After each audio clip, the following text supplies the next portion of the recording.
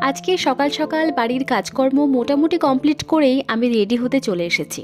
কি ভাবছো, এটা সরস্বতী পুজোর কোনো ভিডিও?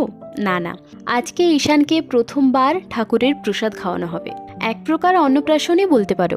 এখন ছোট করে ঠাকুরের প্রসাদ এনে খাওয়ানো হচ্ছে, পরে বাড়িতে ঠাকুর আসবে তখন ওর আবার অন্নপ্রাশন হবে, সেটা বড় করে। সে যাই হোক, আজকের আমি অলরেডি লেট, কারণ আমি যখন এসে পৌঁছেছি তখন ওর স্নান করানো হয়ে গেছে, মুখে ভাতও হয়ে গেছে। তাই আমি ওকে একটু আশীর্বাদ করে দিলাম। আজকের যে জুয়েলারি সেটটা আমি পরেছি সেটা সবার খুব পছন্দ হয়েছে, স্পেশালি ঈশানের মায়ের। তোমরা হয়তো ভাবছো আমি তখন থেকে গুবলু সোনাকে দেখাচ্ছি, কিন্তু ঈশান নামটা কেন বারবার বলছি। আসলে ওরই ভালো নাম ঈশান, আমি ওকে ভালোবেসে গুবলু সোনা বলে ডাকি। তোমরা ওকে অনেক আশীর্বাদ করো।